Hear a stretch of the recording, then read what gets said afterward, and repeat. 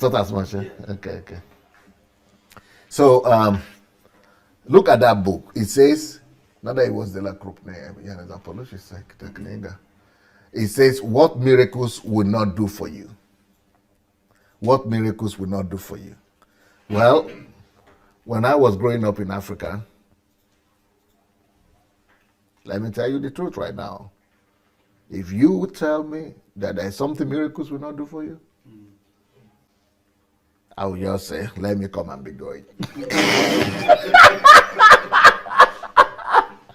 That you are either an unbeliever, an atheist, or you just don't know God. This God, this miracle is a miracle working God. Is a miracle work. So miracle, it means God can do everything. And miracle, God believing in miracle, and the God of miracle is that he can do everything, including putting your life in order. He will do it. Only maybe you have not prayed enough, or you have not sought his face. By the time he answers your prayer, he will set you. He will set you up. He will arrange your life. He will help you plan. He will help you structure your life. He will help you organize your life, and he will help you achieve your goals because he's a miracle working God. Huh? Preach it. These are the kind of preaching.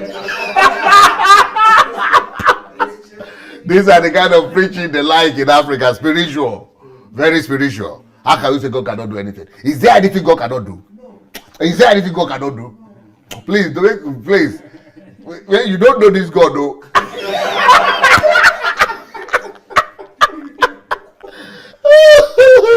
So that's why I wrote that book. You better go and get that book. That there are some things miracles will not do for you. And one of those things that miracle will not do for you is that miracle will not structure your life for you. Miracle will not plan your life for you. And miracles cannot achieve your life goals for you. So there are a lot of things that miracles will not do for you. So, and one of those things that miracles cannot do for you is the whole essence of our HMT this time. But I come from a continent and from a country where people would rather go and pray for miracles, look for miracles, fast for miracles, than coming to a seminar like this to study and learn skills on how to get some things done. But I learned it in a hard way. I had started our church, our ministry here in the Ukraine, and I knew the importance of preparation, so I prepared, read books and things. But when we started the church, I realized that we were doing well. First of all, we had 7 people, and it was a big struggle for me to go from 7 Europeans from 7 to 20 was a big problem. Then we, one way or the other, we were able to break through from 7 to 20, but to go from that 20 to 50 was another big problem. Then we were able to break through. Then we went from 20 to 100. Then that was when crisis started.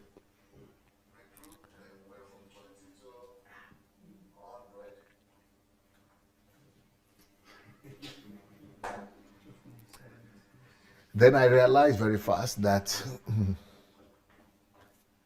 if you want to build a big organization or a growing organization, that the tools that I had, the skills that I had were not enough. And what were my tools and skills? My tools were prayer, fasting, reading the Bible, preaching, and getting rema. I was always looking for those remas. So that somebody would say, I never had that before. But it never grew my church, especially with the Europeans. You don't even know that there is something that was also here before or not. So then we are just talking. So, and the miracles would not bring, you would not cause the church. Even miracles was not going to bring people.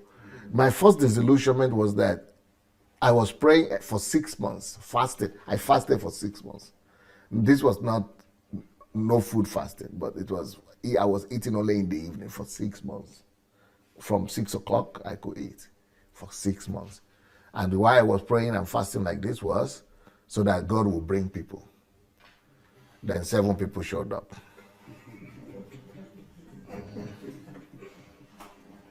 I almost committed suicide.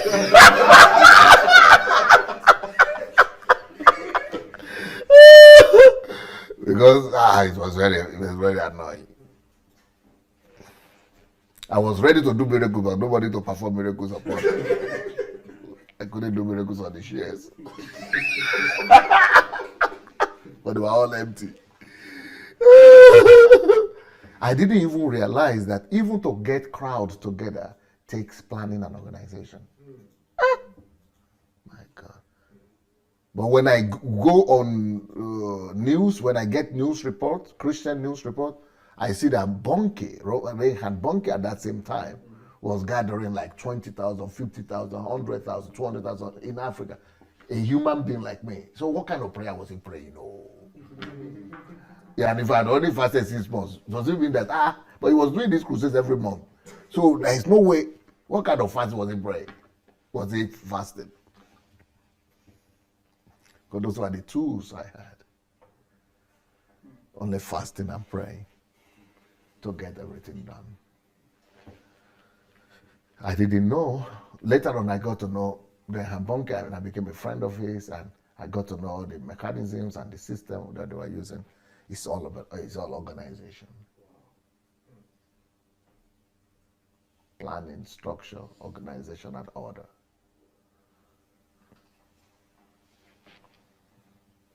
But coming from where I came from, if you could pray and fast and believe God to show up. Because where I was coming from, if you could just have a miracle, big one, the whole village will come and gather together. The vultures will gather. If you could have a miracle, even one person got ill, it would bring his whole family members. But here, I was not even seeing that kind of, nobody seems to have any need for miracles. And when you tell them it has happened, the miracle has happened, they say, okay, let me check. Let me find out. They are not even sure themselves. What is you got healed? I said, well, I thought I was better yesterday. But today, your bloated or floated ego is bloated very fast. So it was not working. That was the first time I started encountering the reality of the fact that this life demands more than spiritual realities. That to just explain everything by spirituality and putting God, on spot in all things, because I've done my part spiritually, prayed, spiritually I've done everything I needed to do. But why was God not showing up? I didn't realize that there are some things that God will not show up. He doesn't need to come and show up. You need to show up. And not just you, I was there, but I was not showing up. My mind was not showing up. My mind didn't have the skills that I needed to gather people together, to be effective, to touch people, to be able to attain the goals that I wanted to. So when it comes to attaining goals in life, you will discover that you need more than spirituality. And what those same pastors that I was copying were not telling us, because all those guys that have those big churches in Africa, they have a good measure of structure, organization, planning in place in their ministries. That's why you will discover that most of the people who have the big ministries in Nigeria, for example, and most of the African countries, they are always educated, well educated. So they understand these things, but they just use them, apply them for themselves, But you young guys that's coming, you think that because what they float is their spirituality. And you think it is that spirituality that is actually behind everything they were doing.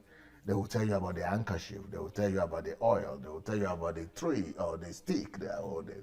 They will tell you about the agbada they have to cut, the flowing gown they have to cut and soak in the oil and all kind of mysterious stuff, but never about the practical things. So, but I didn't know that at that point. Because anyone you see that has a big ministry or a big church in Africa is either Kumuyi, is a professor of mathematics, he could do the calculations. Or Adeboye is a professor of mathematics, they could do the calculations. Those are structures, organizations, management. Or Mountain of Fire guy, what do you call it? Olukoya? Olukoya is a doctorate degree holder, is a professor somewhere. Then you have Oyedepo is an architect, he's a science student, he's a builder, he could construct, he could put equations together. So all these people are people who are well developed in that sense. So, and I didn't know that. We were always thinking of supernatural things. But my first question started at that point. You see, I'd lived in Europe for several years at this point, and I had made some progress. I was the best student in my university, studying with Europeans, and still, until I got to do things by myself, I was actually working at the television station. I was a, I was a star, a TV star, but I really began to build by myself in Europe. I didn't know that I lacked skills like this. You could be deceived because you are smart in education, thinking that you are prepared for life. And then you are going to be operational in real life, and that things are going to work for you. It doesn't follow. Well, I learned that lesson very fast. Not a pretty experience. Mm-hmm. You go fast for 6 months and get several people and tell me if it's pretty. Mm-hmm. Mm-hmm. Mm-hmm. Not a pretty experience. So that was when I already started doubting some things. And I already I lacked something though, but I didn't know what I even lacked. Do you remember, do you know that even at that point, when I was struggling with all this from 7 to 20, from 20 to 50, I still didn't know what organization I needed.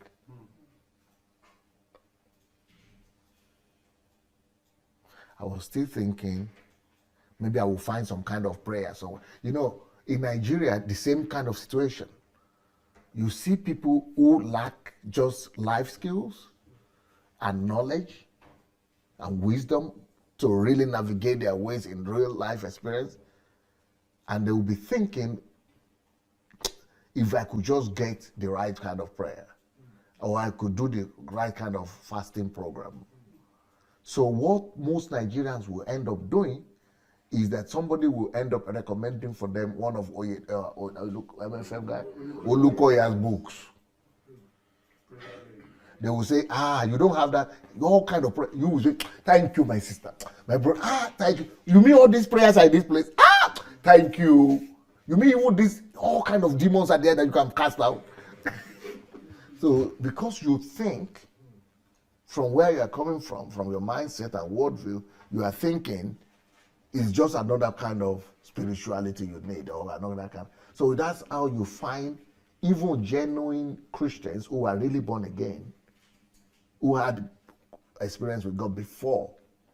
But when life situations confront them and they don't have ready answers in their environment, they begin to look for more mystical way out. And they even fall and get to be members of that kind of church.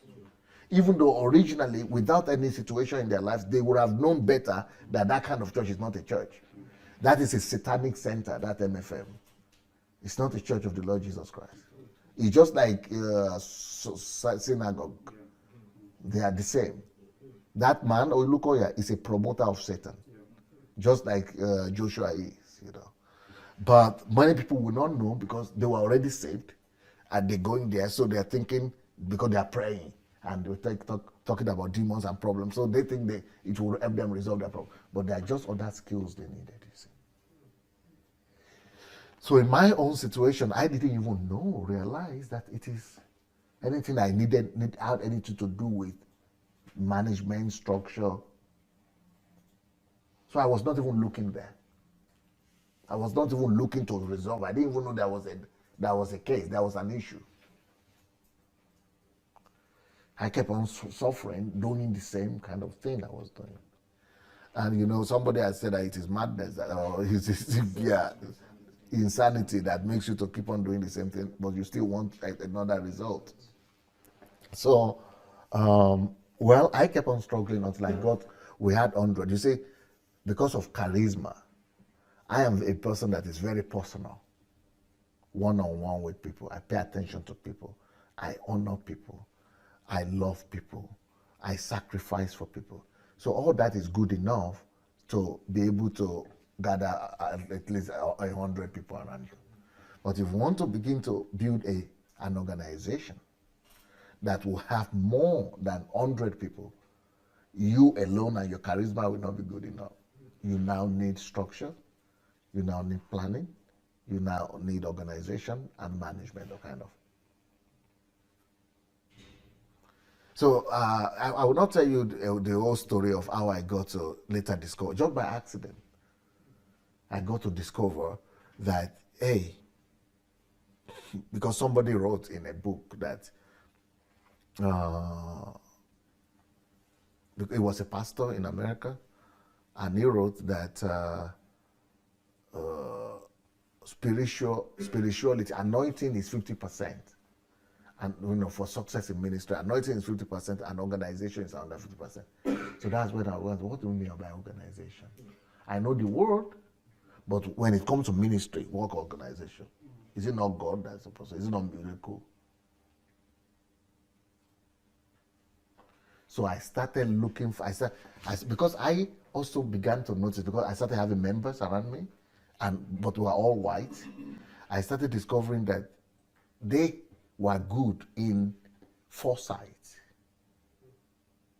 in anticipating things that will happen and getting things in order before. Because, for example, when I want to travel, I'll go and buy my ticket next week. But they could have thought about that 3 months before. So those are the kind of culture, different culture that I was getting introduced to. I didn't know. So I started noticing that is also organization. Going to different examples like that. That is foresight, structure, organization, and things. And I started noticing that, no, I need this one. So with the books I was reading that told me that organization, and then with people I was seeing around me, they were not as spiritual, but they were getting better results. Just because they were thinking ahead of time, and they were putting things in place. So it took me a whole lot of suffering, and because each time I get stuck like that, you know what I used to do? When the church gets stuck like at 20 or 50, I'll go and pray and fast again.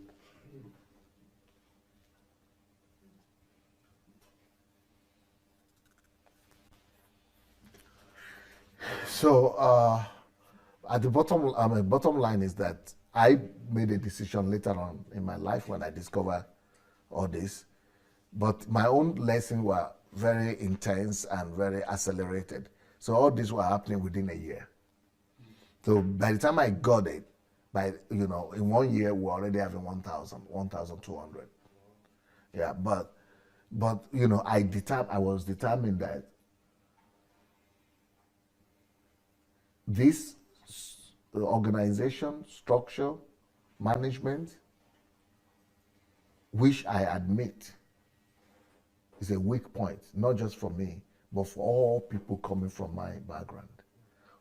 It's not something we are familiar with, or we are taught. We are not living in that environment. We are not, for the European, for example, they have some amount of it automatically just because they are living in an organized environment. But where I was coming from, It's even a different concept. The only thing I saw my mother organize was just ironing clothes and putting them all in order. We didn't even say it as organization. So I was determined for myself that I will make structure, management, organization, planning my strength, my strongest point.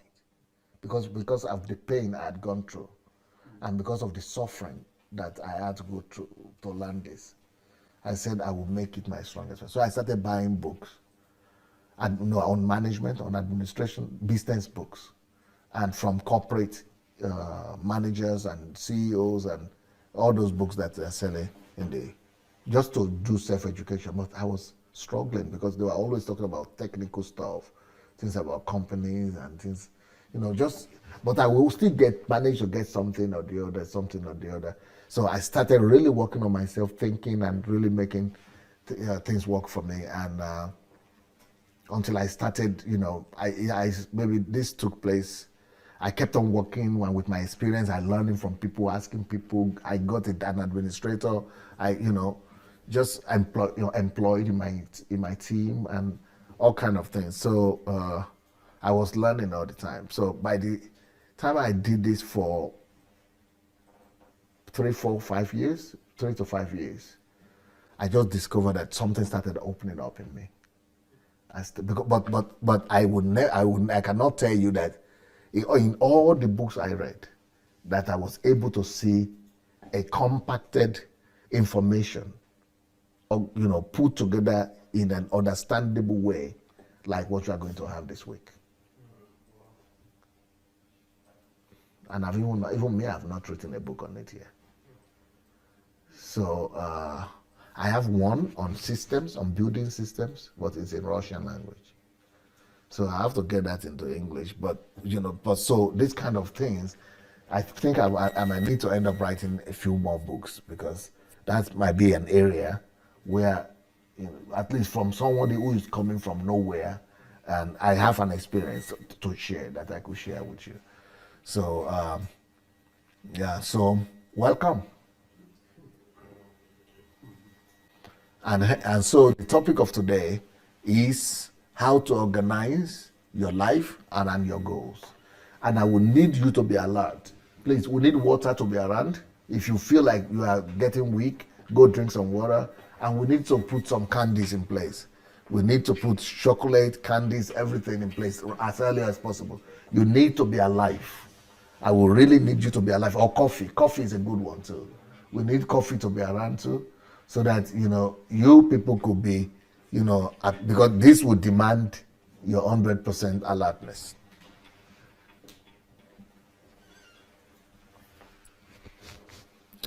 Okay. The topic of today is how to organize your life around your goals. How to organize your life around your goals. Well, that is not as simple. That topic you are saying there is not as simple and as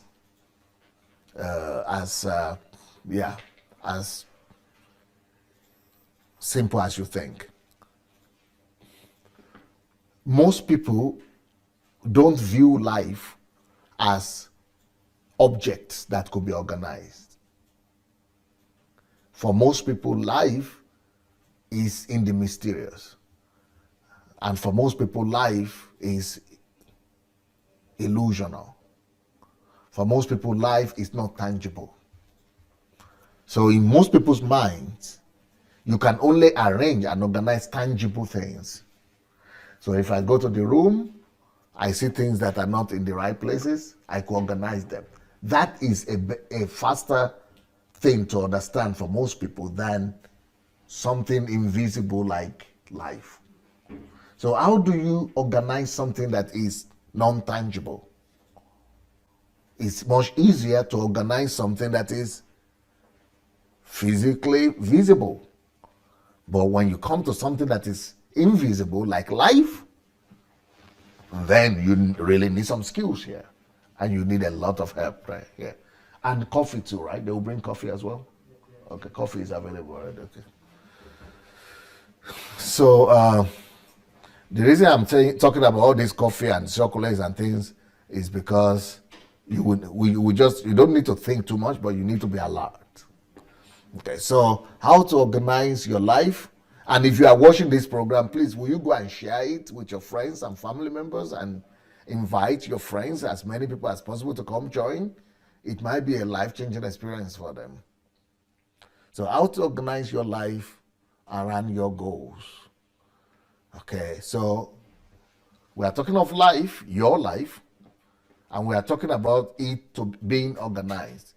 So for you to be able to organize it, number one, you have to see it as something tangible, or you have to bring your life down from the realm of the invisible realm, to the realm of visibility. You've got to be able to picture your life. That's through picturing. I spoke about picturing the last HMT, not going to too much about, but you must be able to picture your life. Then after picturing your life, so for something to be arranged or organized, that thing must have particles or objects, different kind, more than one entity.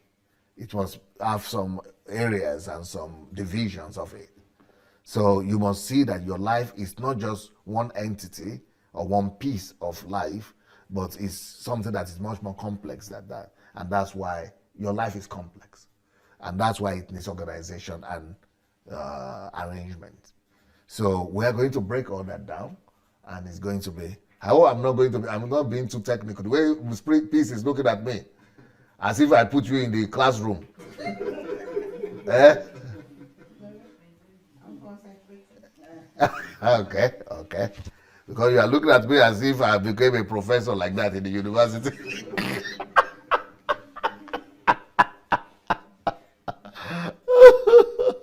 All right, so let's go now. So how to organize your life around your goals. So there are three things: your life, organization of it, and around something. So organizing your life around your goals, in this title alone, for people who are deep, you are already having keys.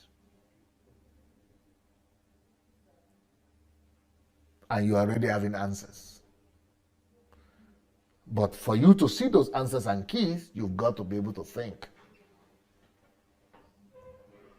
Deep thinking. First of all, the key that is in this place, that is in this title, is that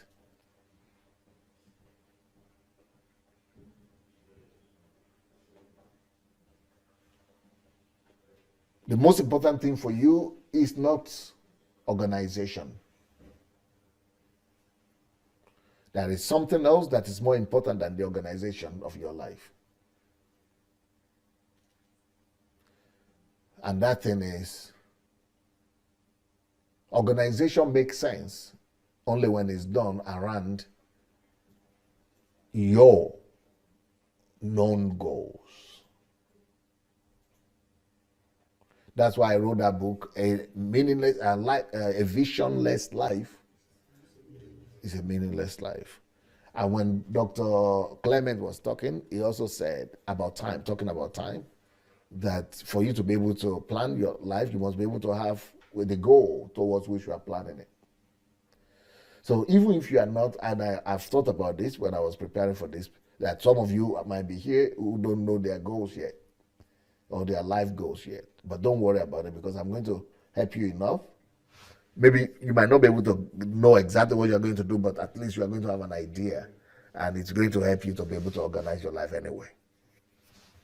So later on, when you want to be more concrete and more specific about your life goal, you'll be able to go and do it, as we said the other time, getting the book, Who Am I? Who Am I? And the series I taught, the video, and go to Solitude, yes. But right now, if you read books on motivational speakers books, on vision and on organization, they always talk about planning, what they call it, time planning. They always talk about time planning. But that is the problem. That is the missing link. If you read books of that Anthony Robbins and other people like that, most of them talk about planning. But they always talk about time planning. And that is the problem. And that's what's going to be different from what we are going to be teaching today. And that's why this topic already gives you a key. You don't just plan your life. And that's very similar to what Dr. Anu wanted to talk about. Oh, I want to plan my solitude and things like that. That's time planning. But this planning that we're talking about here is about planning your life. But normally when they tell you about planning your life is that, oh, okay, how to best use time. Okay, you are working this time, this one is this, remove this from this, put this more time here, use more time. But they don't always emphasize the fact that there is a goal and a purpose that God created you for, that you need to discover, and that all other planning and organization need to be around that purpose for which God created you. So you are not the focal, you are not the centerpiece. What do you call that? You are not the focal point. You are not the focal point. The focal point now becomes, but what they do is that they make you the focal point, and you are the decider. And you just use time to just make you to be more effective. But you might be effective not doing what God created you to do.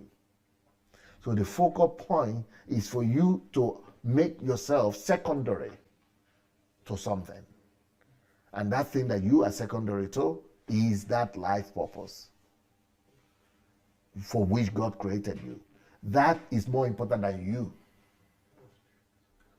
And your life is therefore just a substance, an object, material, raw material, that must be planned around facilitating and fulfillment of the centerpiece, of the focal point, which is the thing that you were created for. You were created for that thing.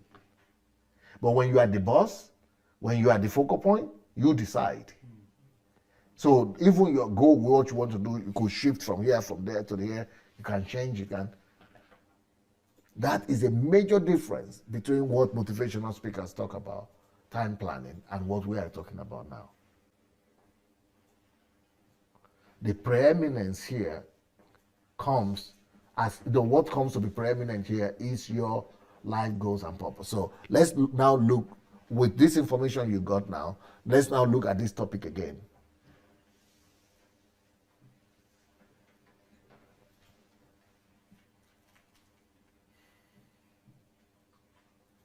Can you see from that title that the focal point is the goals? But it's not just goals, because when you are purpose, because when you talk about goals, you are thinking just the goals you put in your, but we are talking about life goals, which is purpose, or life missions.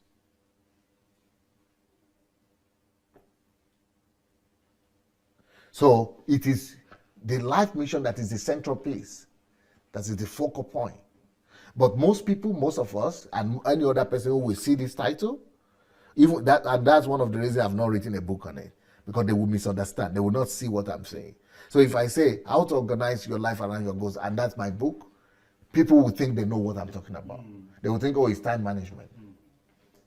But they will not see all the pieces and the details of what I'm telling you right now. But now you can see it. The primary thing here is life goals. Your life is secondary. And organization and organizing your life is the tool you need, the skill. So those three different things, distinctive things, pay attention to them. Your life goals, the mission, your purpose, is the central piece. That's the primary thing there. The secondary thing is your life, and it is just, servicing that goal. But the tool, the skill that you need to help you organize your life around the most important thing is the organization, the skills, the organization, the ability to organize. Okay, so we are just understanding the title right there. But before I go into the teaching, I want somebody to say this thing I just explained to you in your own word, in anybody's own word, what you got from this title alone. Because I wasted 20 minutes explaining just the title. So I must make sure you got it. Excuse me. Okay, so this is what I'm saying, and this is my understanding. Everyone that comes into this life, or anyone that turns up in this life, has something he's here to achieve. And that is his purpose, that is his life goals, that is the only thing he's been created to achieve. Every other thing else is secondary. Even that life which that person is living is secondary. Aha, beautiful. If you got that, because yesterday Alan spoke about being successful and then messing up your life. That's because he's seeing his life as the most important thing. He's not noticing or not knowing that there's something that is missing in his life which was supposed to be even more important than his life. So if you don't have that thing that is missing, then you end up living your life for yourself. And then that's the beginning of destruction. Self-destruction. Even if you never drink or smoke or use any abuse. You still self-destruct because you'll be living that life for your family, for example. You will still self-destruct because you'll be living that life for your children, for example. Or you will go and sell it out for Uncle Sam, making money. You are dead. You kill yourself. And the reason is because you didn't find that thing that is even more important than the life itself. Because your life is just a means to an end. That's why you die. Yeah. Okay. Beautiful. Go ahead. All right. So everyone mention that topic again. Yeah. How to organize your life around your goals. The goal, your life goal, is your life mission, is the reason why you even turned up on this life in the first place. Good. The life which you are living is the avenue, the raw material, the secondary thing that makes you able to achieve those life goals. And the skill with which you will achieve those goals is the organization. So what you are saying is that your life itself is the fuel. Is the fuel that you use. Is the medium. Is the motor. Yeah. Is the engine that needs to power that life goal. Yeah. Okay. Then the skills that you need is the organization. Is the organization to be able to make sure that your life is servicing that purpose for which you are created. Yeah. Beautiful. Well said.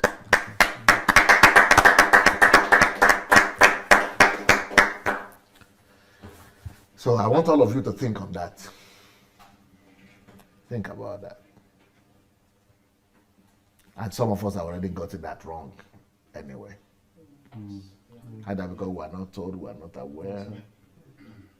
So if you are not aware of this simple fact, then you will be living for your family. Let's look at what Paul told us about. That she thought she was going to live with her husband for the rest of her life. But life happens. But if your life is already set up this way, you don't really care. But if you have this missing and your life was not set up this way, it will be tragic. It will be catastrophic, actually. That's when a son or a child dies, for a lot of people, it's catastrophic. Because they were living for those things. Life for them is the essence of life. Life itself is the essence of life. They don't have that which is more important than life itself. This is why Paul said, this Sorry, life... you have to start again. Okay, yeah. I was saying this is why Paul said, I can't remember the scripture now, this life I now live, I live for. The Son I live it for. For. That's where for something. Yeah. For the Son of God, who died for me, who loved me so much, and died for me, and gave his life for me. Life must be lived for something. But if you don't have that for what, then you are living just for life for itself. So a lot of things will happen when you will be putting a lot of things to replace that for.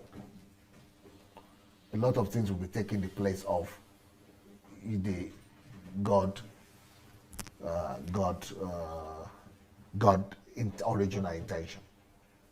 And it is that God original intention that even brought you here in the first place.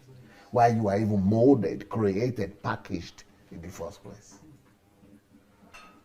So instead of you living for that which is God's original purpose of you being here, since you need to live for something, you begin to look for alternatives and finding things to fill it for. So some people it will be alcohol or drinking or whatever. Some people it will be family. Some people it will be religion. Some people it will be children. Some people it will be promiscuity. Some people it is work.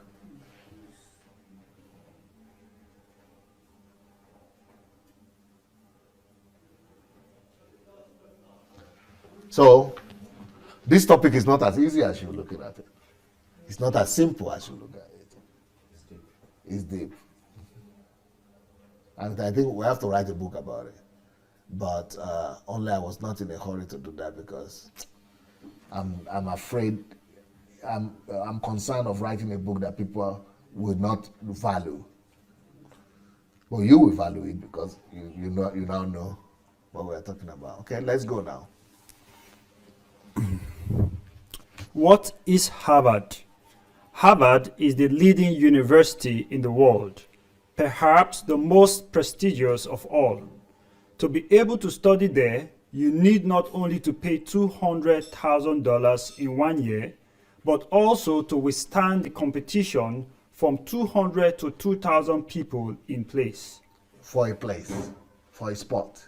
That's what we're trying to say. Like there is it's a stiff competition. It's a, like about 2,000 people are vying for one place. So you really need to become, unless you pay your way, but you have to have a lot of money to pay for it. So all of us know what Harvard is, prestigious, okay. Harvard is not a joke.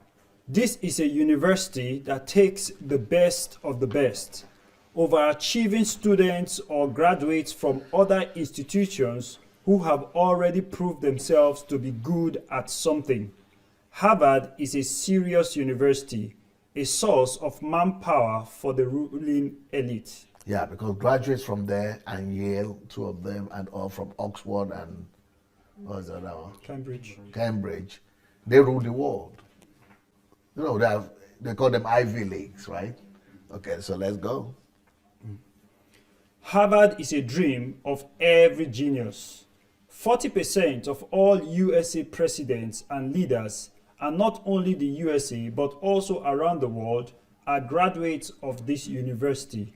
This study was made precisely amongst these people. So there is a study that most of you must have come across, maybe not, but there is a study very well known. People talk about this study all the time, and so I'm referring to it because the study was conducted among the students of Harvard. So please don't forget to go get your coffee and your chocolate, including Anu as well. Okay. Because you've been waiting for this. I don't want you to go sleep on me. A study among Harvard students, the program MBA 1979. The students were asked, have you set clear written goals for your future and made any plans to achieve them? Mark McCormack said, what you will not be taught at Harvard Business School. Okay, that is this information, we got it from his book. And that's what so he is saying that because the answers to this question that was asked, even Harvard students didn't know the answer. Even Harvard students didn't know the answer. So these things, even you could go to Harvard and not even get to have the skill. So that's what he called his book, What You Will Not Be Taught in Harvard. Mm-hmm. It is not enough to set a goal for life. If we have our life goal in mind, but do not develop plans for its gradual achievement, we are wasting our time. So to achieve goals, that's why we are talking about the organizational skills, managerial skills. All these skills is about planning and organization. So if you don't plan things out, how to do it, if you just have a goal in your head and there are no planning, no organization, no structure in place, you are just a dreamer. Okay. Which is more important, to set goals or develop a step-by-step plan to achieve the goals? The second part is much more important. Okay. Now, again, I'm going to, because right now there is a big thing going on in Nigeria, which is election.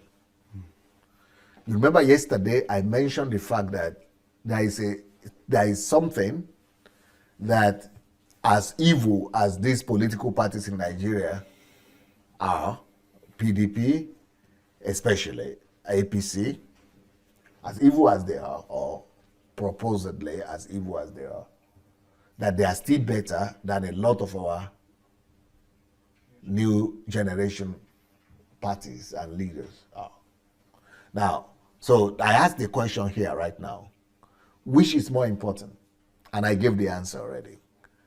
To have a goal, a life goal, or a goal, and not just life goal, but to just have a goal and a purpose, is that more important than to build a structure and a step-by-step program, plan to achieve that goal? Which is more important?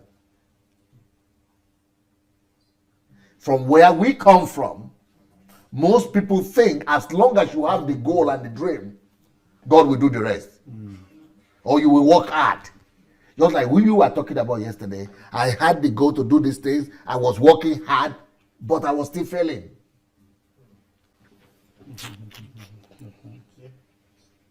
Can you imagine that after I said that thing yesterday, why I said that these evil parties are even better than, you know what people were writing in comments? Yeah, okay, you remember the comments? People were saying, so that means, so you would rather, so these people should go and win because of the organization. That's not the point. Forget about that right now. Because I was saying winning is the goal. So you've got to do something. Anyway, then they were saying, okay, even if they will not win, is the winning the most important thing? You know, those are the kind of comments. That's my comment. They are not getting what I'm getting to, where I'm going. They just want to be right in their own eyes. They just want to be correct. But don't play with your life like that. You can play around with political parties, but if you play around with your life like that, you will live to regret it. But anyway, the point I'm making is, so when I say PDP is even better than Sowore and his team and the other people, because they don't have the foresight that those PDP people had. Why do they have it? I don't know. Either because they're educated or because they have been in the field for so long, they have the experience, or I don't know. But they have something that these people don't have. And when I spoke about structure, I even have one of my disciples that wrote it's my disciple, it's on our platform, because he disagreed with me. Because he disagreed with me, he went and wrote a whole article on and put it in the internet. Those who say structure, because of structure, they will not support the new generation leaders, they are wrong. And I disagree with them, and this is why. So he roll. I said, okay. You see, Jesus is very smart. He said a teacher, or whatever he said, a student, no matter how good he is, he will not be better than his teacher. When I read the thing, it was right. Ignorance. That article is it's a result of ignorance. Instead of him to say, okay, Pastor, let's explain what you mean. Exactly. And learn. But he can, because he's an ardent supporter of Sowore, and he's a fanatical supporter. So the fact that anything I say like that, it takes it personal. He doesn't know that I'm just trying to teach everybody lesson. I'm not even thinking about him. I'm just teaching because things that are happening are letting me know that our people are limited. They don't have this experience. Sowore himself doesn't have the experience. How can you just 1 year to vote? How can you just come up and say, even less than 1 year, and say, I want to run? And then you are just running up and down as if you are a rabbit. you know, you are just going to kill yourself. or you are going to get disillusioned, and then many people are going to get disillusioned with you because they are going to put their resources in it, they are going to try their best, and then they are going to find out that it doesn't come to anything. Let me tell you something, and for those people who are doing politics, who are in politics and supporting all this new generation, look, charisma, gift, just like I discovered when I was starting the church. Charisma, gift, all that thing can only take you so far. In anything you want to do, in any endeavors, in any endeavor you want to engage yourself in, remember this. If you forget everything else I will say, don't forget this one. 75% of success is already written out plan. Finished product. You must have a finished product in organizational structure. So let me use another example. Like you want to build this house. If a house that is so complex like that, I'm not talking about makeshift houses kind of, but if you want to build something like a car, a house, or a ship, or the 75% of the work is the architectural design. The finish, the sketch or the what? Templates or The drawing, template, architecture, the project. That is the most important thing. That is not just the most important. It's not just 50%, 75%. So the implementation, just to go and vote, to go and campaign, and all those things, is only 25%. So now, how do you want me to support somebody that I cannot see is 75%? And he's trying to put all energy for 25% that Penjab cannot make for the missing 75%. It's just like saying you are praying and fasting that your house will be built. Even though you are fervent in that prayer and fasting. But that can never make for the missing 75%. And those other people like PDP and APC that have the 75%, they are more prepared than you. Even if you are smarter, even if you are wiser, even if you have greater purpose, greater intentions, greater aim, greater, you are purer, you are more holier. Those things will not give you, those things don't replace skills.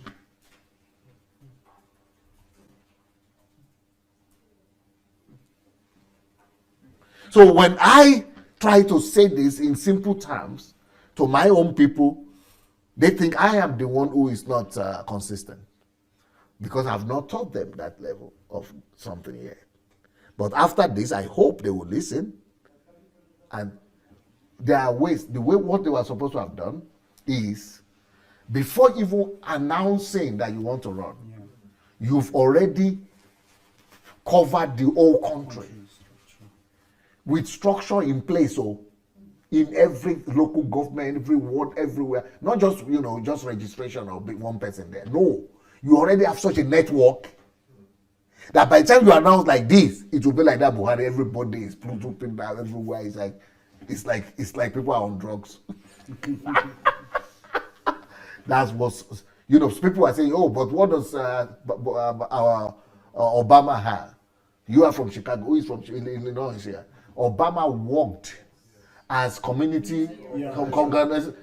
He was a specialist in organization. He was a specialist. He's skillful. That is his geniusity. In community organization, he was a genius in it. He had built network and infrastructure for years. And he had tested it and it had worked for him as a senator. Because there even was a time that he ran as a senator for the state, he lost. But he built it again, he perfected it until he worked and made him senator. Then he went and did it all over the nation before he announced. So by the time he announced, network was working for him. That is 75%. But when Showore tells them, he will say, what experience did Mayowa have? Mayowa, sorry. What experience did Obama have? Because I don't know, maybe he doesn't know, or he doesn't just tell them, or why. They don't study that. Yeah, they don't go that far. He will say what. So, but his followers are repeating the same thing. What experience does Obama have? But he became president. I'm just looking at them like this. Since you are not asking me, I don't go talk. Since you think you know, make you enjoy what you know now. And then what Obama also did is that he took that experience of community organization where it was asked, he took it to internet and used it for money gathering. For $10. Yeah. And he gathered more money than everybody has ever gathered in history. Because he has set up the network on the internet as well. I receive his email every day when he was campaigning. You see? Every day. For You see? financial support. And everything. You see? That is called organization. That is what we call structure. He is not the one calling it structure. People are doing it. Now you understand what we know by structure. Now, you are in Germany, but they were writing you every day. And you are coming to your home and nothing. And you are wasting your time and your life, and you are saying, I don't care if I waste my vote. It's not about your vote alone.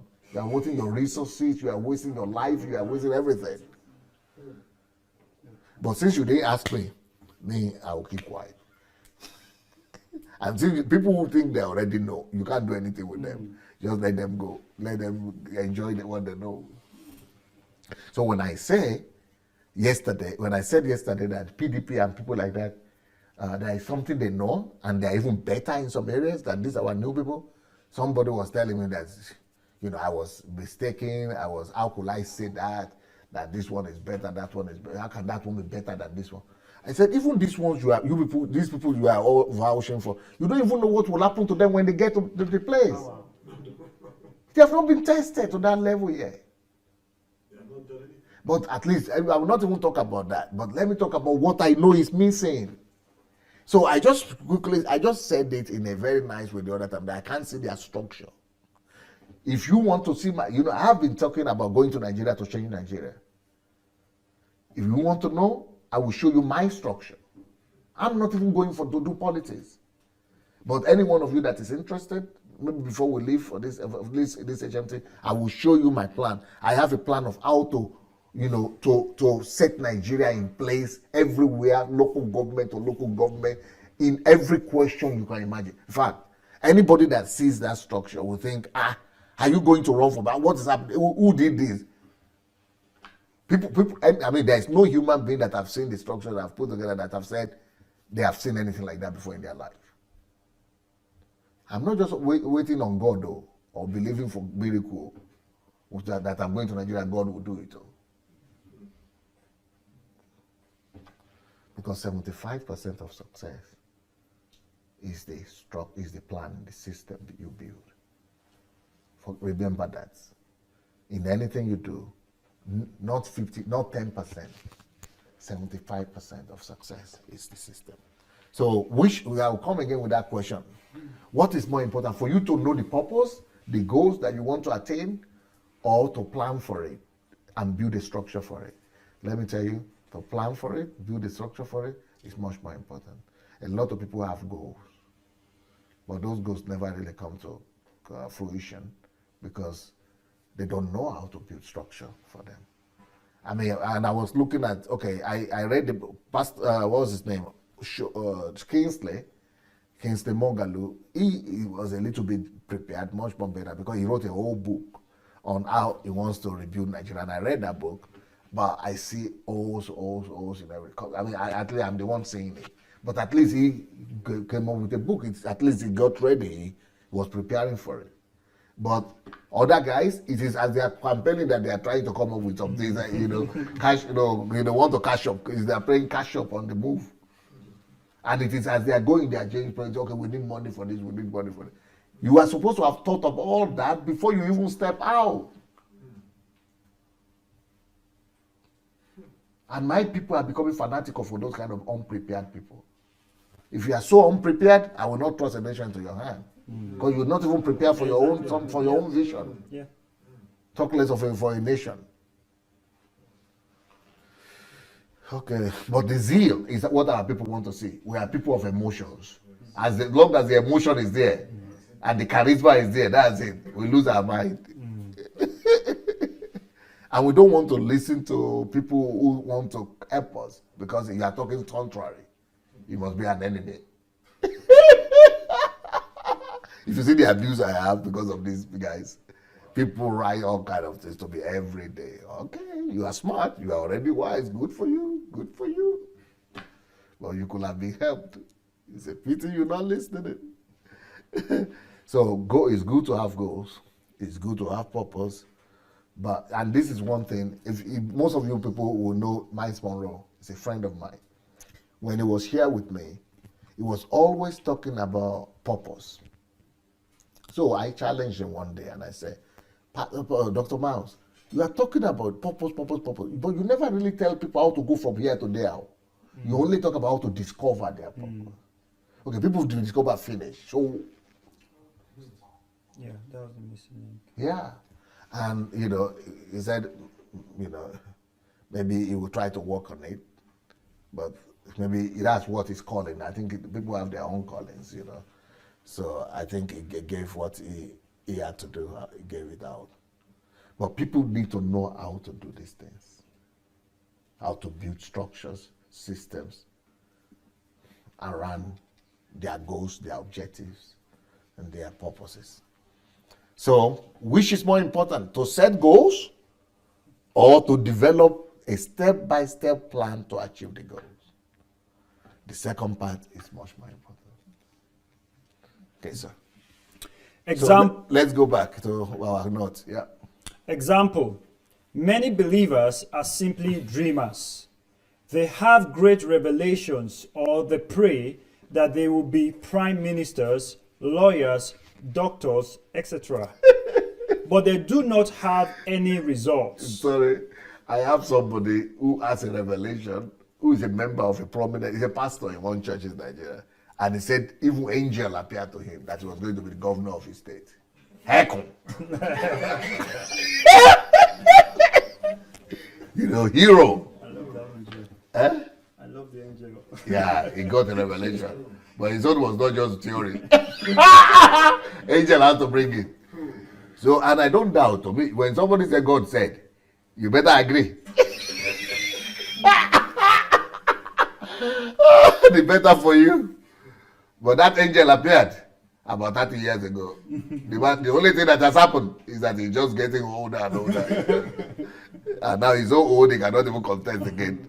Because the thing is that I told him, have you joined any political party? He said, oh, they're all corrupt. All political parties are corrupt. And for you to join them and be a contestant, what they call government aspirant to be nominated, a candidate, that you have to do some covenant or some witchcraft agreements, and that because he's a Christian, he is so Christian that he cannot go into and join those political parties because things are diabolical, things are happening. Okay, I said, but environment is 50%. He said, oh, God told me they will come and call me. The only problem with that is that nobody has called him for 30 years. Power, something that people fight for, something that people, give their life, die for evil. And you are nobody. You say people are going to call you. The people in Nigeria who were in Nigeria in the 90s, when this revival just started, there was a church they called Bethel, I think. Bethel, Oduyemi or something they call it. Is it Oduyemi they call it? I think it's Oduyemi. Yeah, I think it's Oduyemi. Yeah, Oduyemi, yeah. In Lakey somewhere there. Yeah. So that church and that pastor, he used to talk. He's the one that started all this prophecy, that God will just give prophecy. He handpicked one person in his own. My dad was in that meeting when he did. Are you serious? Yeah. So your dad got there, but you never mentioned that the other day. It was just a one-off when I came back. Yeah. So he went and picked somebody in his own church and said it is the Holy Ghost who showed him that Igbo guy was going to become the president of Nigeria. Yeah. You know what I'm talking about? Yeah. You heard of the story? Yeah, my dad told me. The guy was every Sunday he would be saying, you are the president of Nigeria, no matter what happened, Abacha and everything, nobody can stop it. I anointed him. He said nothing will happen. He said, what heaven and earth will pass away, this world will not pass away, because God has said it. That the guy waited. They were just only being anointed every Sunday. until the government came and the election came and passed. Abiola, the guy never contested because he was waiting that they will call you. You are the one that will. The guy said, there, Abiola won. Then when Abiola was not put in place, you see, it's because of you. They will come and call you. It's you they will call. Abiola will not be there. Abiola died. Even the man who put Abiola in prison died. Adelaja died. They put another person. Democracy came. What was his name? Obasanjo won until the prophet himself died. And the guy became so, because he was a rich guy, the Igbo guy, he was waiting for president. He had lost his business. He became a pauper here in Nigeria. I spoke to him personally. He had to run away out of shame from Nigeria and became a refugee, somebody cleaning the toilet somewhere in Germany, in Europe here. Maybe not toilet, I'm just outraging. But he was just struggling and, like one of these hustlers here.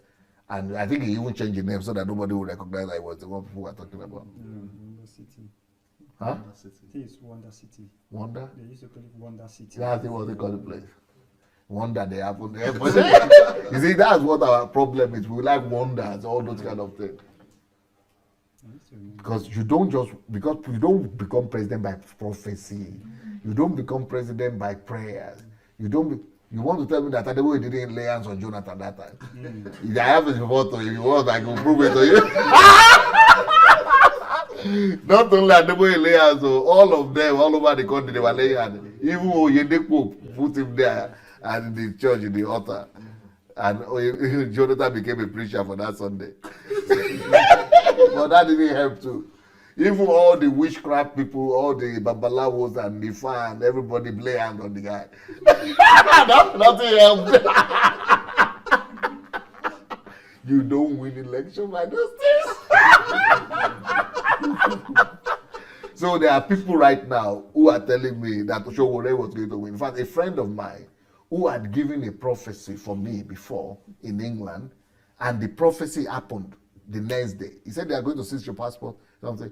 The next day they seized my passport. When I saw his video yesterday, that he said, well, God is already finished with Buhari, and that Showore is the person God has chosen. I said, this one you don't want that.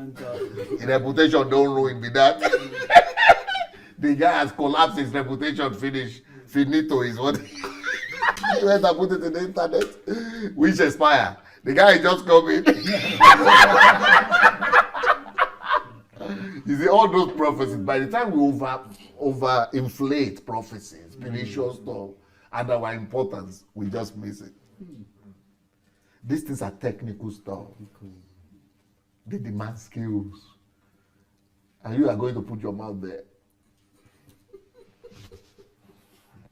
Okay. Ignorance is a big thing. So all those people prophesy. I've seen 2 or 3 of those prophecies that show where is the one going to win. There is somebody, the person who is going to win the presidential election in Nigeria, the name starts with S. Somebody saw it too.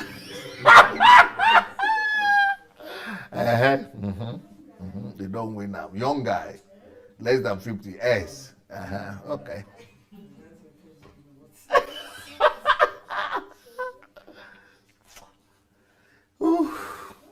Anyway, let's go back to our notes. Let's come and be going. I fell in love with that phrase, Nigerian phrase. It's a new word for me. I just learned it. I never knew they were saying this like that. I discovered it by reading the Nigerian Facebook page. Let me come and be going.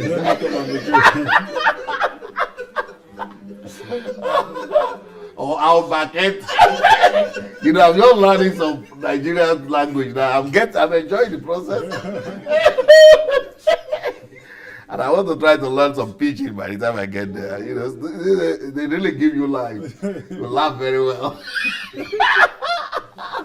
So after the election, I will tell all the Showore guys how back. They will come with stories. Oh, no, we knew we didn't want to win. We didn't want to win. Of course.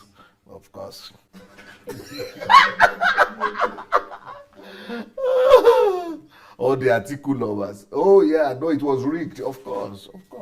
You always have a story. Okay, let's go back. but they do not have. No, let's start all over Okay. again. Example, many believers are simply dreamers. They have great revelations. Dreamers. Anytime you have a goal or you have a purpose or a vision without concrete structure, plans, that is a dream. You're only dreaming. So for me, all those Showore, all those guys that I invited and interviewed, because that's what I was looking for. I was looking for these kind of answers, but they were giving me dreams and ambition. They either have ambition or dreams. They're just dreamers, and people who just have ambition. Ambition and dreams is not enough. Even though people like Obama, you might say, oh, he had a dream, but he had more than a dream. You need 75% of the missing link, which is structure. Okay. They have great revelations, or they pray that they will be prime ministers, lawyers, doctors. But they do not have any results because they did not create the process of gradual achievement of the goal. But without the goal, people just stay in their fantasies. These people continue to sit in the church in disappointment. That's what happened to that guy, the Wonderland guy. Is it Wonderland, is it? Wonder City guy. The Wonder City guy, the guy was sitting there for like 10 years or so, maybe 5 years or 10 years, until he was expired. Okay? You are given the chance and an opportunity. Even Harvard graduates who won the competition with 2,000 people in the place do not know certain things which Dr. Sunday teaches us. Okay, what is I'm saying here is that, they competed. It has to be one person will win out of 2,000 competing for a sport, right? But then when they were asked this teaching that we are giving now, we are talk about when they did the research for them, they didn't even know it. Despite the fact that they won the one sport out of 2,000 contestants. And yet they didn't know because, people are just surface, superficial. And thank God this man wrote this book and put this story in there. Okay? Maybe you had no chance to study at Harvard or Cambridge, but if you're here, you are given opportunities. Start to value yourself in a new way. Chance and opportunity do not benefit everybody. Chance and opportunity benefit only those people who were looking for the chance or have realized that they have the opportunity. If a person does not recognize the chance, he will not be benefited by it. So the reason why I'm using this, before I go, these are all prelude to my teaching now. And the reason I'm giving you this prelude is that I'm creating an analogy for you, a contrast. That this is a kind of thing that was conducted in Harvard, people who had a big opportunity, but they didn't even know this thing. So now that have the opportunity, value this teaching. It might be the difference maker for you. Why is it important to appreciate what you are given? As soon as a person realizes that he is given a chance, he begins to see a chance, an opportunity. It makes his adrenaline rise. He wakes up and catches every word. He doesn't miss a minute, a moment. He is here and now. When you know that, oh wow, so what these Harvard people didn't know, I could get to know it just by being here. You know it's an opportunity, you know it's a chance. So you want to take advantage of it. That's the thing I'm trying to create here. So let's go back to the study of what is the Harvard thing we're talking about? What is the question that was asked the Harvard people? Let's go find out. A study among Harvard students, the program MBA 1979. The students were asked, have you set clear written goals for your future and made any plans to achieve them? During the study, it was found that 3% of the graduates had written goals and plans. 13% had a goal but had not recorded them. 84% had no specific goals at all. Okay. Look, I want you to think about this. This is coming from the book of Mark Cormack. What you will not be taught at Harvard Business School. That's where we got it from. Okay, but what is that? Do you understand? Can anybody tell me what is the situation? What is the scenario here? Did anybody get it? What is the scenario? Can anyone use your word to tell me what we just read? Okay. Okay, so from the book of McCormack, he was carrying out a survey, okay? And the survey asked students that have been admitted into Harvard, and what is this question? So he asked the students, have you set any clear written goals of your future and made any plans to achieve them? That's the question of the survey. Clearly written out goals. Clearly written and out plans goals. to achieve them. And then from the survey, this is the statistics they got. Of all the students that were asked, only 3% had goals that had been written down. So with a system. So only Yeah. 3% not just had the goal, but they written out system, plan, structure. Yeah. So it could be understandable why our Nigerian contestants also didn't bother about, because it's just human. It's very hard. It's a hard work. Yeah. Everybody just want to take the easier way, the easier road. Germany, the only reason why Germans are thriving is they are the best in this kind of thing. System, structure. You know, they might not even be the smartest people. Even in football, they put system, structure. You know, and Japanese, all those kind of people, they are the people who put system structure. But out of the Harvard students, they are the best of the best in the world, though. Selected, top. You know, that's my, but even they thought, because it's an illusion, we just think if I have the goal, I know what I want to achieve, so why? Or some of them have parents or money, or they had an idea of what they are going to come back, their business of their past, or their parents and things. So why should I write? I know what I want in life. Many people are living that illusion. Most of us, we think, well, if I know what I want, that I know what I want. As long as I know what I want, so we put faith more in our charisma, in our giftings, in our determinations, in our, temperament, in our self-assurance, in our faith, than things like system, structure,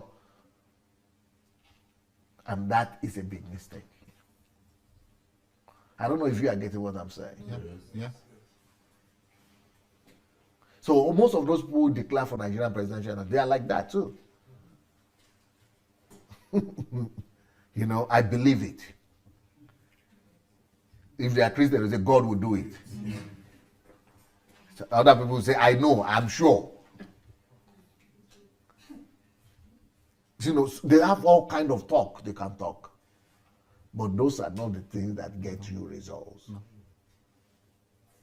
75% of the result comes thanks to well-written out structure, plan, system, organization that you have put in place.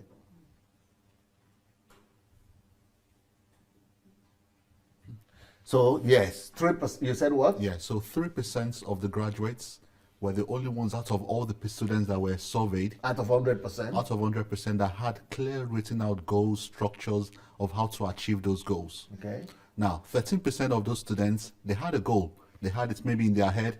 Maybe they even had it written down, but they had no Structure for achieving them at all. And then the majority, 84%, had nothing. Even me, I never did this until I was 32 years old. But I still thank God that I was able to, I told you about all my struggles and processes to discover what was missing link in my life. So, and I wanted to, so that's my zeal that kept on me pushing. And by 31, 32, but I was, doing a lot of, because I didn't have one place where I could get taught or one book where I could read. So for me, it was a painful journey, long journey. But by 32, I had written everything down, and you will see what I've written down now. I will show you later. I will use that as an example for you, so that you can use that as a model to also get your own set in place for the next 25 years of your life. So again, tell us out of 100%, what do we have? Okay, so out of 100%, only 3% of graduates not only had a plan in their head, they had a structure written down of how to achieve those goals and plans. In your own life, for example, are you in that 3%? Not yet. No. I was not for a long time. Okay. Okay. Now, 13% of the 100%, they had a goal. They probably had it in their head. I tell you that for a long time too. I never even had a goal like that. That this is what my life I want to do. I had immediate goals or intermittent goals, but I never had a life goal. You understand what I'm trying to say? Yeah, for a long time I never had. Till 25 years I never had a goal like that. 27 years I never had.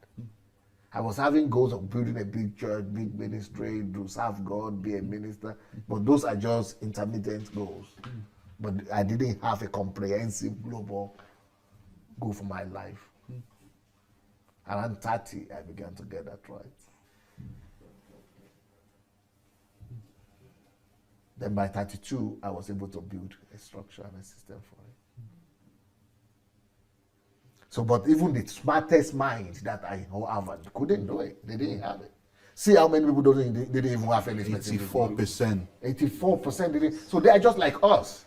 They are just human beings. They study well. Yeah. They are smart. They were able to pass. They were able to get admission there. Yeah. But that doesn't save you. Sir, I don't know if it's a question, because even among the 3%, because it's one thing for you to have a goal and just write it down. But how well Many is it through written? the structure. That's the challenge. And we will not go there yet.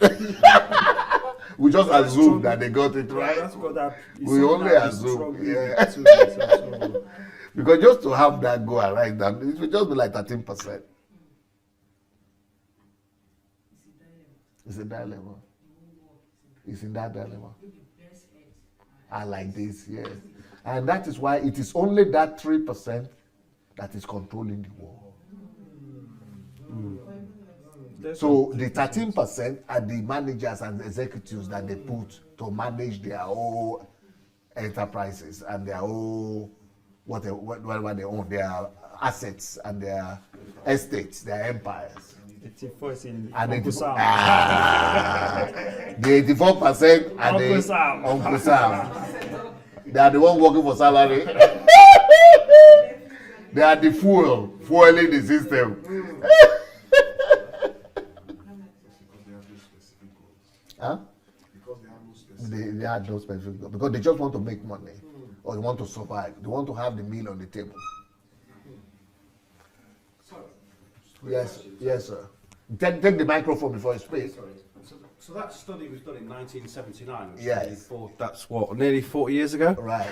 So obviously things must have changed since then, evolved since then. If I know the nature of men, I will tell you that nothing much has changed. People are just people. People are just enjoying their lives. Most people are just enjoying their lives. This is just human nature right there. How people are. Okay, so let's see the result.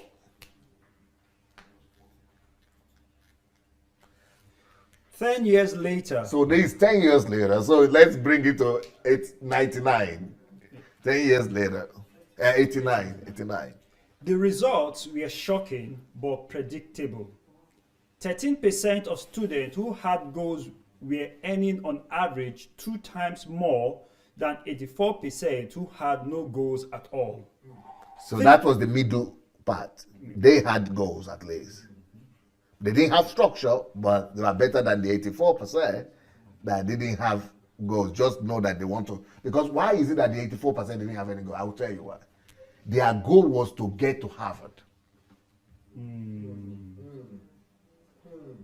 Then when they finish, their goal will be to get a job. But all that is still not life goals. Because first of all, their goal will be to get to Harvard. Then the second will be to do well, get good degree. Then most of them will believe that, and this is what normally happens. When you get out of Harvard, you will be proposed a job. You will get a job. And that's why they didn't have a goal. But what they don't know is that they will be employed by the 3%. And if they are extremely good, They are in the 13%, they will be the managers.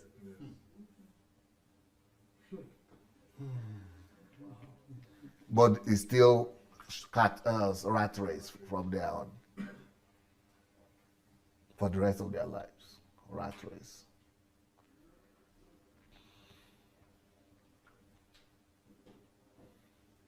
So that's why this HMT is hyper important. And I'm so surprised that not too many people got it or saw the need to come for it. Those who wanted it most. I think a lot of people just assume that from the title they already know what you want to talk about because they read motivational books and those kind of stuff. But they already know. Yeah, they think they already know. Self-assurance. So let's keep on going. So 13%. 13% of students who had goals were earning on average 2 times more than 84% who had no goals at all. 3% of students who had clear written goals were earning on average 10 times more than the other 97% combined. Because they were the owners. They were the business owner. They were the people, they were the movers and shakers. They were the ones in charge.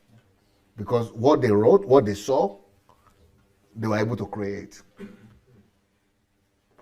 They had a system to create, to make things. But these other ones will be hoping and believing God as they go. But you see, it doesn't, and there is nowhere where it is written there that even though that 3%, that they got exactly what they wrote down. Because that is not the purpose of plans or structure. You might not really get exactly what you had written down because you are not God. And that is why a lot of people don't do plans, don't make plans. Because they say, no, I make plans, I wrote them, but who knows? You know? But the whole idea of plans and system and structure is that at least you have a direction to move in. And then you have something to strive for. And at least you have like a compass that is directing your path. So you might not really eat it right on the bull's eye dot like that, but at least you will eat the body. At least you will be somewhere there, or even better than what you had projected. So the whole idea of plans is not for you to get dot what you want, but at least you will not be lost. But when you don't have plans, you start out going this way. When you don't have plans, you don't even know when you have gone around and you have gone back to the other side. Because events will be dictating things for you. Somebody will give you a call and say, oh, I have this opportunity for you, and you just follow. Because you don't have your own trajectory.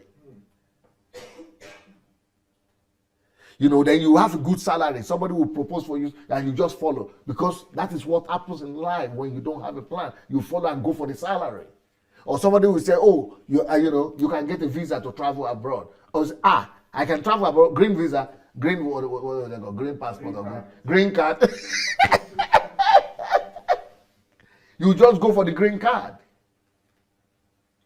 Because you don't have your own anchor that is already spelled out what your life trajectory is going to be like.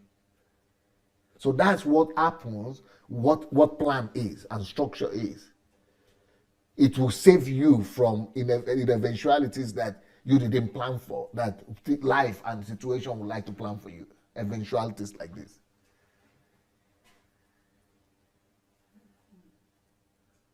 Yes, ma'am. Yeah, and I want to say, even if you fail with the plans, Yeah. it will make you to recognize that you have failed because you have a plan. Beautiful. Ahead. But if you don't have any plan, you don't even know whether you fail. You don't fail even or know. pass. When you have that plan, even when you fail, you know exactly why you failed, what made you come short, and then you know what to do to, So, because I know a lot of people who argue that most of the people who do plan, who knows if the plan will ever come to pass. But it's not about plan coming to pass. It's about you getting your life together and going in the right direction that your life was supposed to be going in. For example, if you don't have a life goal and the purpose for which God created you here, marriage will be a big thing for you. And you don't know that marriage is the distraction for most people in the world. Or children will be a big deal for you. Can you imagine that some people are using their life to chase after having children? Because they don't have a life goal anymore. They don't have any other goal. So situations of life, oh, I married, I couldn't give back, will now become, it will now define your goals for you. So now your life goal now is to have children. Oh, I'm 35, I'm not yet. Oh, your life goal now becomes to try to get married. Because you didn't have a trajectory, nothing is, you didn't have a compass that's supposed to be leading you where you are supposed to go to. I've been invited to get your US passport, but I needed to stay there for 2 years or something, or some years, and live my thing and live the life purpose that already I said, okay, even though I would have liked to, but I would not exchange what I already know to be what God wants me to. Right now, as I'm here, I have offers to move to different places because they know I want to leave Ukraine. But I don't want to leave Ukraine because I want to leave. I want to move somewhere. I'm leaving to Nigeria. And people are thinking I'm mad. Nigeria, go to somewhere else now. You see, all that people are running away from Nigeria. You see, for me there is even no question. It's Nigeria for sure. Why? Because life trajectory is there. But other people who don't have that, opportunities will be dictating their life trajectory for them. Greener pasture. Greener pasture will be dictating their life direction and projecting to them. If you go to my country today and you tell people, okay, let me show you your life trajectory or green card. People will forget about trajectory. Let that trajectory wait. British passport. When I go come, when I come back.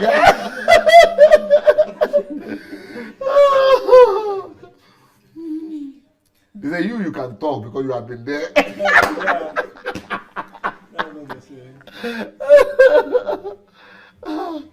Okay, let's go. So you got the idea. Let's write. So okay, let me ask you rather. So what happened to people who didn't write anything down? Who didn't know the 84% who didn't know what their life goals is. They're just studying at Harvard. They hope they will finish. They will get a good job. What happened to them? They worked for the 3%. Okay, go ahead. They worked for the 3%. Okay. That had life. Any other person want to say? Yeah, they're locked up in Uncle Sam's system. Give to her. You've got to speak to the microphone. Okay. Yeah, the 84% 84%. are locked up in Uncle Sam's system. Definitely, because that is the only thing most people know. Get a job. Their dream is to get a good job. Most people go to any university in the world up to today. Their dream is to get a high-paying job. That's their goal. What else do you want? Then what happened to the 13% that actually had the goal, but maybe didn't have a structure and a system for it? Who wants to tell us what happened to the 13%? Yes. Is there? Yeah, you probably became manager or Yes. supervisor. But at least they had a better position Yes. than the 84%. Yes. But they also earn more money. Because when you are the manager or the bank director, you have more money than the workers. But what happened is that let's say how many more times do those 13% earn more money than the 84%? 2 times. Yes, they were having income better, 2 times better than their own classmates. But they got better jobs Just because of goals. because of goals. Because they were striving. And because of that, they probably studied better, they probably looked for something. That goal made them to do something better. So they get better opportunities in life. They were earning more money. But this is business school. They are gauging everything by money.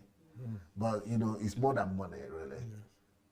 It's about the Uncle Sam, the system, and the captivity, the art, you know, the pain, I mean, the confusion, the darkness, the lack of satisfaction, you know, all those things. But at least but most people in the world, they use money as their, stake. Yeah, you wanted to say something, yes. The 3%, Yes, because they are the mover and shaker, yes, and the one that formed the system. yes. So they already made the system ready for Yes. the 84%. They create the that structure they will already. never get out of it. Yes. And they start doing the rat race. Rat race. They are the ones who create the system. But they, because they own the whole thing, they now earn like 10 times more than not just group 1 or group 2. Both of them put together. Because they build the systems. If you're able to build system for your life, then you can build system for anything. Like the Bill Gates, the Mark Zuckerbergs, they are just people who build systems. And to build system, you've got to write down, you've got to design, you've got to. So, just to go, could it be that this is something like this that people like Bill Gates and all the Harvard dropout Yes. discovered And they don't have and any decided reason to be in because school maybe anymore. they've written their plan and discovered that Harvard is not going They to will not- actually help yeah. them achieve it. You so got why it. waste time Brilliant, there? brilliant. And Because they already built a system that System is for even bigger themselves. than Howard itself. If you can discover that ability to be able to structure your life, build a system for what you want, for the goal you want, that's it. Every other thing will work for you. Even Howard will work for you. This is what I wanted from people like Showore, or people like Mogalu, all those people. And we have to introduce it to Nigeria. This is how we're supposed to get to be able to learn. But what is happening to my people in Nigeria is that they just go to schools. They go and give exams, pass exams. But we must be practical with life. Now, I finished with introduction. All this I've done so far is introduction.